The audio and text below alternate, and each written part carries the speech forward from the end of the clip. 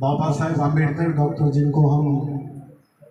महामानव कहते हैं, जिन्होंने इस देश को संविधान दिया है। ये संविधान अपने आप में इतना मजबूत है और दुनिया के सभी देशों ने इस संविधान को सराहा है। सियासत है वो अपना काम करते हैं, लेकिन अगर हमारा पैगाम मोहब्बत है तो हमें लोगों तक पहुंचना चाहिए। और वही पैगाम के साथ ऑल इंडिया उलमा बोर्ड एजुकेशन भी खास करके इस पर काम कर रही है और बच्चों में जो है तालीम खास करके पहुंचाने की जिम्मेदारी ली गई है। एजुकेशन के लिए परमिशन, आप बताइए कितनी ताज्जुब की बात है कि नशे के लिए परमिशन नहीं चाहिए। नशे जो बेचते हैं वो फॉर्च्यूनर में घूम रहे हैं और जो एजुकेशन देता है, जो स्कूल चला रहे हैं, वो दर दर भटक रहे हैं।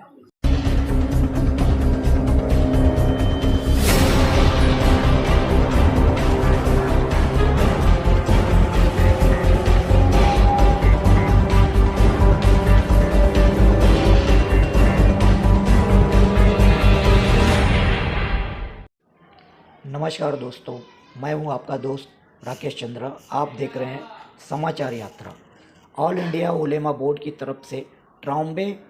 के चीता कैंप के पायलीपाड़ा में एक भव्य कार्यक्रम में स्थानीय सांसद अनिल देसाई जी को ट्रॉफी शाल देकर सम्मानित किया गया। इस अवसर पर शिक्षा के क्षेत्र में उल्लेखनीय योगदान के लिए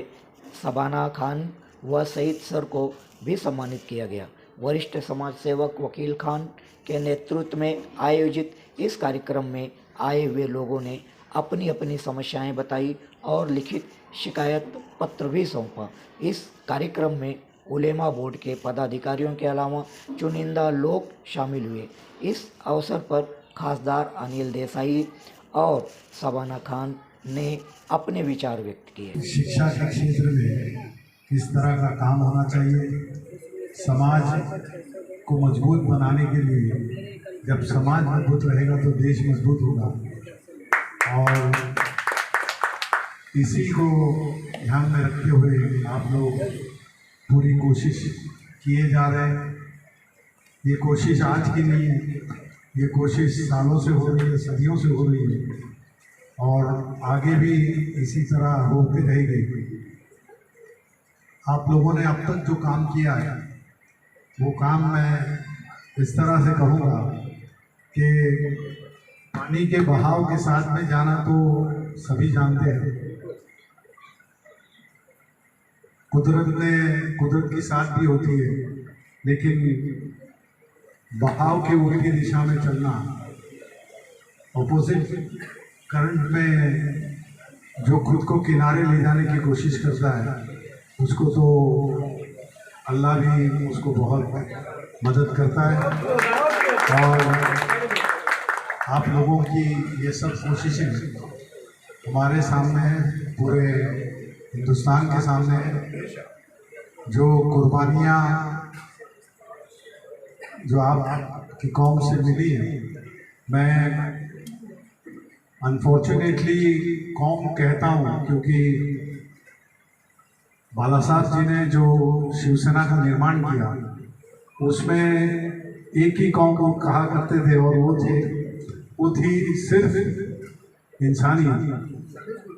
तो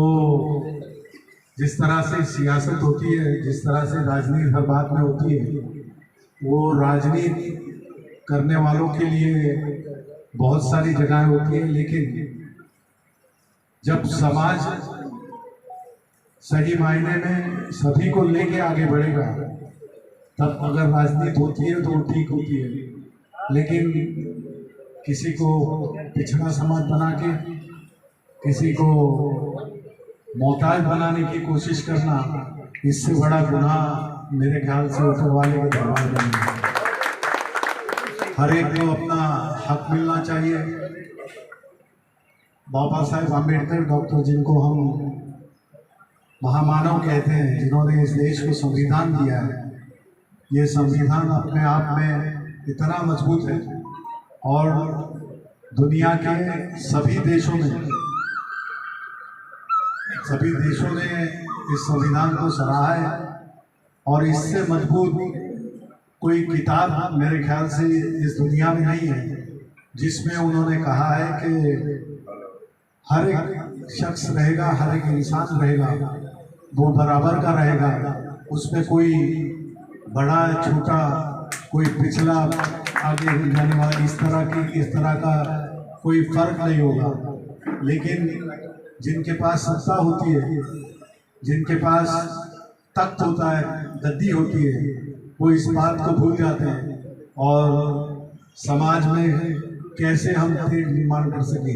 किस तरह से एक दूसरे को लड़ा सके, इस बात को जो लोग अपनाते हैं उनका अंजाम भी उसी तरह से होता है, उसका अंजाम ठीक नहीं होता। मैं आप लोगों को फिर एक बार ये बात कहूँगा कि जो जो मसले आपने, जो भी समस्याएं आपने मेरे सामने दी है, मैं एक आपका प्रतिनिधि के नाते, एक मेंबर ऑफ पार्लियामेंट के नाते पार्लियामेंट में तो ज़रूर रखूँगा। उसके बावजूद जहाँ जहाँ भी ये, चाहे स्टेट गवर्नमेंट के साथ में जुड़ा मामला हो या सेंट्रल गवर्नमेंट के साथ में हो, मैं इस बात को ज़रूर ले जाऊँगा आगे। पीएमसी के जो मसले आपने कहे, तो ये बड़ी दर्दनाक बात है कि स्कूलों को बंद करना, शिक्षा के क्षेत्र में अगर इस तरह का एक स्टैंडर्ड है, जो जिसके बजट में आप जो प्रोविज़न करते हैं, वो प्रोविज़न, उस प्रावधान की जगह जब आप 6% होती है, तब कहाँ पे शिक्षा जैसे क्षेत्र में हर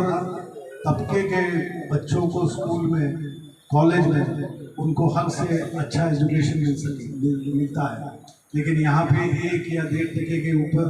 हमारी सरकारें इस तरह का प्रोविज़न करती है और इसमें माइनॉरिटीज़ को बहुत उसका जो भी they have to bear the brunt of it। उनको बहुत उसका, ये अफसोस की बात है कि सरकार इस बात को समझने की ज़रूरत है। लेकिन अगर वो नहीं समझे तो हम जैसे प्रतिनिधि, हमारा ये कर्तव्य जिम्मेदारी होती है कि हम सरकार के ध्यान में बातें ले आए, सरकार सुने या ना सुने। आपने कहा था कि ऑपोजिशन से हम बहुत उम्मीदें रखती हैं,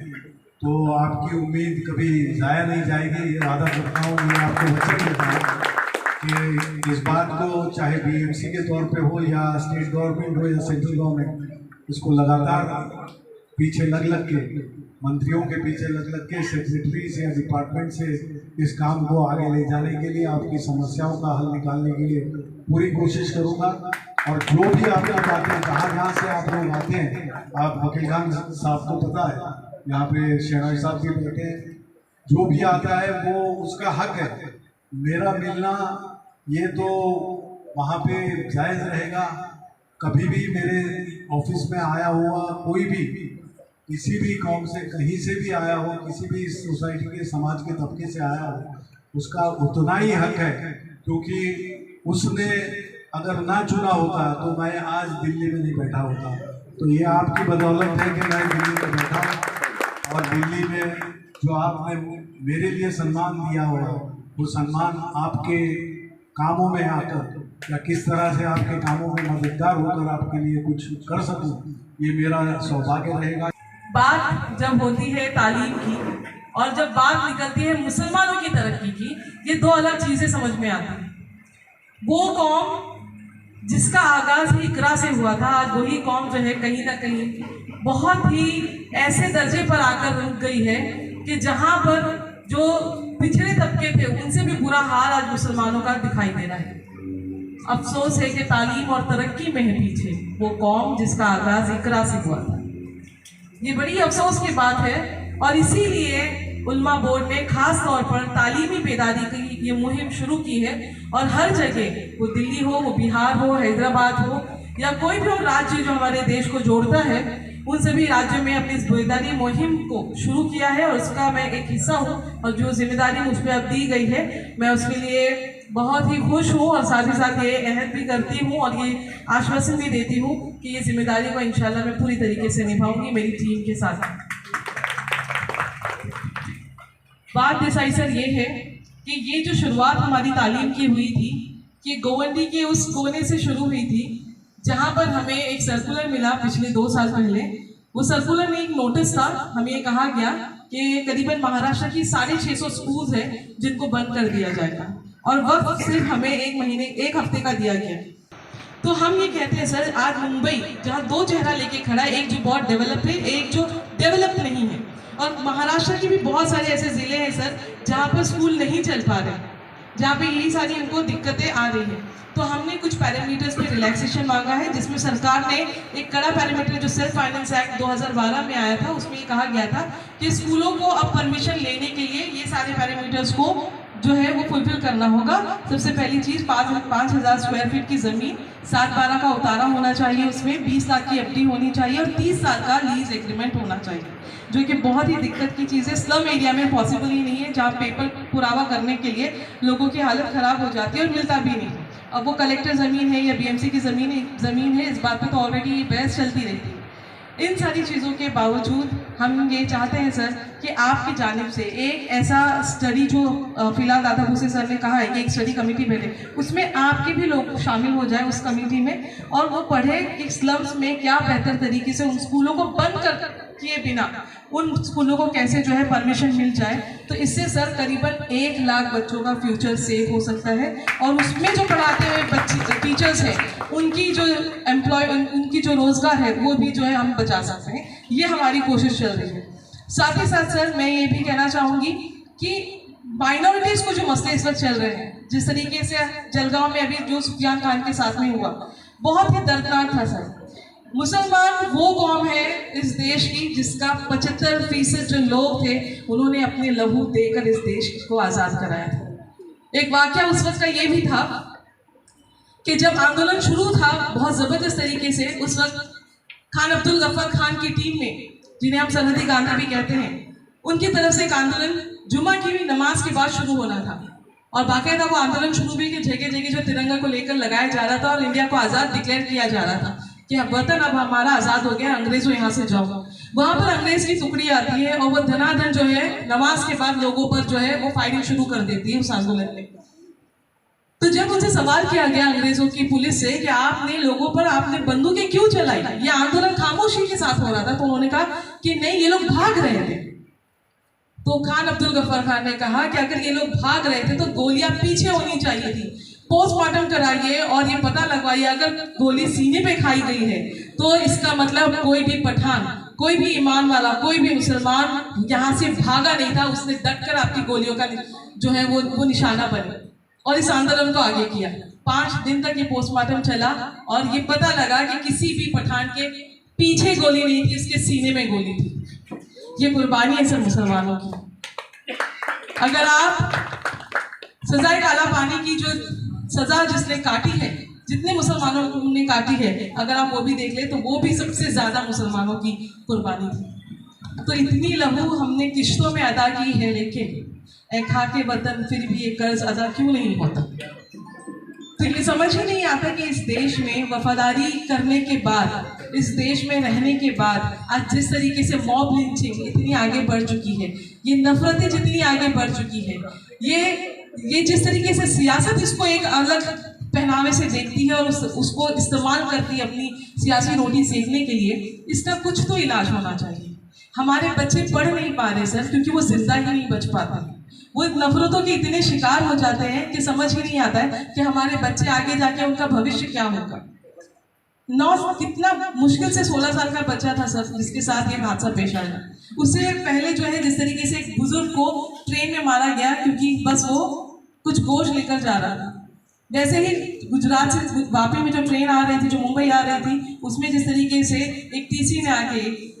रेलवे गार्ड ऑफिसर ने आके जिस तरीके से बंदूकों का निशाना लोगों को बनाया था, तो मुसलमान होना आज गुनाह हो गया है सर।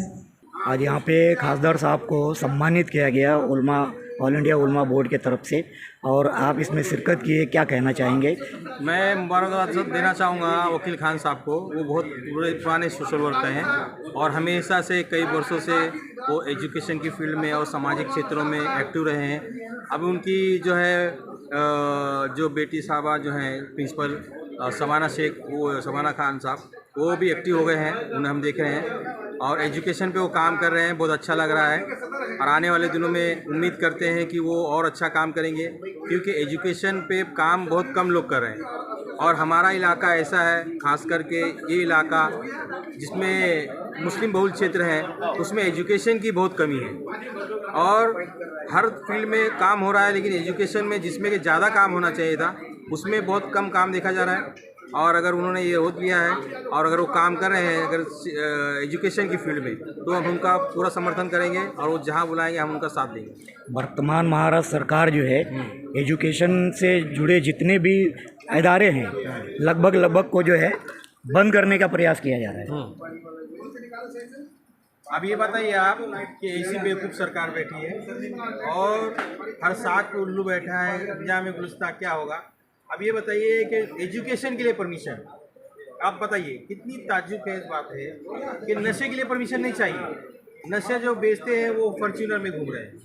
और जो एजुकेशन देता है, जो स्कूल चला रहे हैं, वो दर दर भटक रहे हैं। मैडम आज जो कार्यक्रम हुआ है उसके बारे में आप क्या कहना चाहेंगे? जी, आज का ये कार्यक्रम ऑल इंडिया उलमा बोर्ड की जानिब से था और यहाँ पर जो हमारे पॉलिटिक्स के जेंटलमैन हैं, मेंबर ऑफ पार्लियामेंट जनाब अनिल देसाई सर, उनका फेलिसिटेशन भी था, उनको अवार्ड दिया गया जिस तरीके से वो खिदमत कर रहे हैं लोगों की और एक सेक्युलर नेता की जिम्मेदारी लेकर जो काम कर रहे हैं वो काबिल तारीफ है। इसलिए ऑल इंडिया उलमा बोर्ड जो है उनके आज खास करके जो है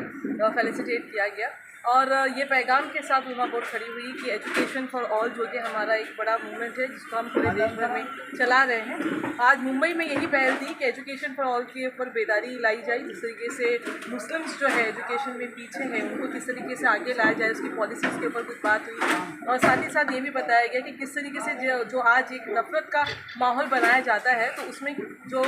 रिप्रेजेंटेटिव्स होते हैं हमारे, उनकी टीम और उलमा बोर्ड की टीम कैसे एक साथ मिलकर जो है एक ऐसा भाईचारे का पैगाम दे और जगह जगह कल्चरल प्रोग्राम्स करवाए ताकि लोगों में ये मैसेज पहुँचे। देखिए, वो तो सियासत है, वो अपना काम करते हैं, लेकिन अगर हमारा पैगाम मोहब्बत है तो हमें लोगों तक पहुँचना चाहिए और वही पैगाम के साथ ऑल इंडिया उलमा बोर्ड एजुकेशन वीक खास करके इस पर काम कर रही है और बच्चों में जो है तालीम खास करके पहुँचाने की जिम्मेदारी ली गई है। अभी महाराष्ट्र का भी दौरा हमारा शुरू हो रहा है, साथ ही साथ जो आने वाले हफ्तों में। तो आज टीम हमारी बहुत ज़बरदस्त बनी हुई है, सभी टीम के हमारे पोस्ट होल्डर आप देख रहे हैं जिस हमारे साथ में है। हमारे प्रेसिडेंट मौलाना शाह साहब यहाँ पर है, हमारे जनरल सेक्रेटरी अल्लामा हसन मुनी साहब है और मौलाना अब्दुल रशीद साहब भी हमारे साथ जुड़े हुए हैं क्योंकि उर्दू स्कूल्स के मसलों को लेकर उन्होंने बात की। साथ ही साथ सईद सर जो कि हमारे मुंबई प्रेसिडेंट है एजुकेशन विंग के, वो भी हमारे साथ में। कहने का मकसद ये है कि आज जो लोग यहाँ पर आए थे वो अपने आप में एक अंजुमन थे, अपने आप में वो बड़ी बड़ी ट्रस्ट चला रहे हैं और आज साथ जुड़कर हमारे जो एमपी है उनके सामने उन्होंने अपने मसले रखे, वो एजुकेशन को लेकर, वो सोशल बातों को लेकर, वो किस तरीके से जो रिप्रेजेंटेटिव्स के साथ में सियासत की बात, रिप्रेजेंटेटिव्स के साथ में किस तरह से मिलकर काम किया जा सकता है, उसकी पहल शुरू हुई है और इंशाल्लाह आगे आने वाले बीएमसी चुनाव में इसका असर खासा दिखेगा ताकि ये सबक हो हर पॉलिटिकल पार्टीज़ के लिए कि जब तक समाज की बेहतरी पे आप काम नहीं करेंगे आपको कोई वोट नहीं करेगा।